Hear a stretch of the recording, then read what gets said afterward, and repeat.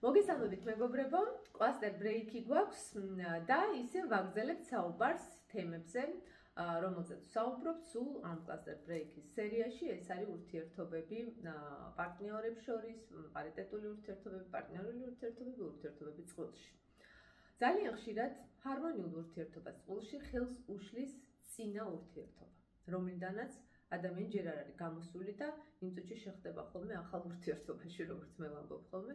ეს არ არის ძალიან ეს არ არის სასურველი და ძალიან ხშირად ვეუბნებით ხოლმე, რომ დაასრულე ჯერ ერთი ურთიერთობა, დასვიქ საბოლოო წერტილი, აიღე გარკვეული მორატორიუმი, გაიაზრე ყველაფერი, რა მოხდა, იქ გააცნობიერე და სწორედ წერტილის დასმა პირველ რიგში ნიშნავს გაცნობიერებას და მიღებას იმ გარემოების, რა გარემოებაშიც იყო ეს ადამიანი და იმ მისი ყოფილი პარტნიორის, ვისთანაც ცხოვრობდა ამ ხნის განმავლობაში. რანაირი, თქვათ, გულისტკივრიც არ უნდა ქონდეს დარჩენილი ამ ყოფილი პარტნიორის მხრიდან.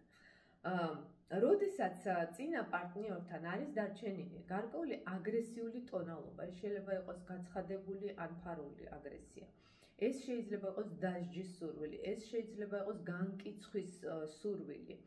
და ძალიან ხშირად ხდება ხოლმე ესე, რომ თითქოს ადამიანებს გონიათ, რომ მათი ვალია იმისთვის, რომ საკუთარი პოზიცია გაამყარონ, რომ რაღაცნაირად დააკნინონ მათი ყოფილი პარტნიორი და ამას ძალიან ხშირად, ძალიან მხიარულად ერთვება ხოლმე მთელი სოციუმი და არის ხოლმე განსჯა ტყუილ მართალზე და ტყუილ მართალის გარკვევა ესეთი მარტივი არ არის, იმიტომ რომ ყოველთვის აქ ორმხრივია ეს მოძრაობა ხოლმე და ძალიან ხშირად არის ხოლმე ისე, რომ მართალი ვინც ჩანს, ზედაპირულად მართალი ვინც ჩანს, უბრალოდ ის მეტად გონიერი იყო, მეტად манипуляციური იყო და მეტად უკეთესად ფუთავდა ამ ყველაფერს და ამიტომ ხშირად ის ჩანს ხოლმე მართალი. და საერთოდ ორი ადამიანის ცხოვრება მხოლოდ ორ ადამიანს ეხება, ამიტომ არ არის საჭირო აქ ზედმეტი ჩარევები ხოლმე. მაგრამ მიღება წინა პარტნიორის და იმისი, როგორიც იყო ის, რატომ მოხდა ეს ყველაფერი, ეს ძალიან მნიშვნელოვანი ფაქტორია იმისთვის, რომ იქ დაისვას წერტილი და დაიწყოს ახალი, თვისობრივად ახალი ურთიერთობა. ძალიან ხშირად, როდესაც ეს არ ხდება, აქ არის ხოლმე, რომ ახალ პარტნიორს აქვს არაცნობიერი შიშები, რომ ის შეიძლება ქონდეს ისეთი განცდა რაღაცა ხაფანგში მოხდა, რომ ის გაიზიარებს იმავე ბედს, რაც წინა პარტნიორმა გაიზიარა და სხვათა შორის უნდა გითხრათ, რომ ეს რეალურად ხშირად ხდება ხოლმე ესე, იმიტომ რომ ერთი და იმავე მოჯადოებულ წრეზე ტრიალებს ხოლმე ადამიანი. მაგალითისათვის, თუ ჩვენი ყოფილი ცოლის ან ქმრის ახალ შეყვარებულს ვერ ვიღებთ, ეს რეალურად ნიშნავს, რომ ის ურთიერთობა ჩვენ არ დაგვესრულებია, ჯერ კიდევ იქ ვართ დარჩენილი და დარჩენილი ვართ რეალურად მესამეს და ზედმეტის როლით. ამიტომ ძალიან მნიშვნელოვანია ამ ყველაფრის გააზრება, აქ წერტილის დასმა და მხოლოდ ამის შემდეგ ახალი სცენარით, ვაი მართლაც ახალი ფურცლიდან დაწყება ამ ურთიერთობის. იმიტომ რომ ურთიერთობა კი შეიძლება იყოს იმპროვიზაცია, შეიძლება იყოს ყოველთვის ახალი, შეიძლება ადამიანი სხვა შეცდომას უშვებდეს, მაგრამ ერთი და იმავე შეცდომას როცა უშვებს, ფაქტია რომ სადღაც წინამდებარე ურთიერთობებში წერტილი არ არის დასმული. ამავდროულად, არავითარ შემთხვევაში ბავშვი თუ უკვე ბავშვი არის ამ ურთიერთობაში და გაშორების შემდეგ ბავშვი არ უნდა დადგეს ამ არჩევანის წინაშე დედა თუ მამა.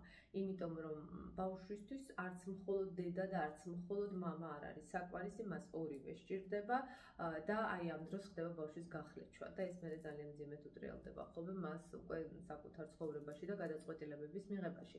ამიტომ უპირობო წვდომა მშობლებზე არის ძალიან მნიშვნელოვანი. როგორც წესი, ფსიქოლოგები ამბობენ, რომ რა თქმა უნდა უმეტეს დროს დედასთან უნდა ატარებდეს ბავშვი, მით უმეტეს თუ ის პატარა არის, თუმცა უაპელაციოდ ამის თქვა არ იქნებოდა სწორი. მე ვიტყოდი ესე რომ და არა მარტო მე, ზოგადად ძალიან ბევრი ფსიქოლოგი ამბობს ესე რომ თქვათ, რომელ მშობელსაც ნაკლები აგრესია აქვს მისი ყოფილი პარტნიორის მიმართ, უფრო მეტი მიმღებლობა აქვს, უფრო მეტი პატივისცემა აქვს მისი ყოფილი პარტნიორის, უმჯობესია, რომ ბავშვმა უმეტესით რომ გაატაროს მასთან, რამდენადაც მოდუსი იმ ოჯახში ცხოვრების და განვითარების არის უკეთესი, ანუ ატმოსფერო არის უკეთესი. და ძალიან მნიშვნელოვანია, რომ მშობლებმა დააფიქსირონ პატივისცემა ერთმანეთის მიმართ და ეს სულ არ ნიშნავს იმას, რომ რაღაცა ურთიერთობა თავიდან აღდგეს. ამიტომ ისევ და ისევ დავფიქრდეთ ამ სქემაზე, დავფიქრდეთ ჩვენ წინამდებარე ურთიერთობებზე, რა დინამიკა იყო იქ, ხომ არ ვიმეორებთ ამას ისევ ახალ ურთიერთობებში და წერტილის დასმა, გაცნობიერება, მიღება, ეს არის ამნიშვნელოვანი იმისთვის, რომ პარტნიორული ურთიერთობები იყოს ჰარმონიული. მე ამით გემშვიდობებით დღეს და შევხვდებით ერთმანეთს შემდეგ კლასტერ ბრეიქზე. წამაგდებით დღეს გისურვებთ.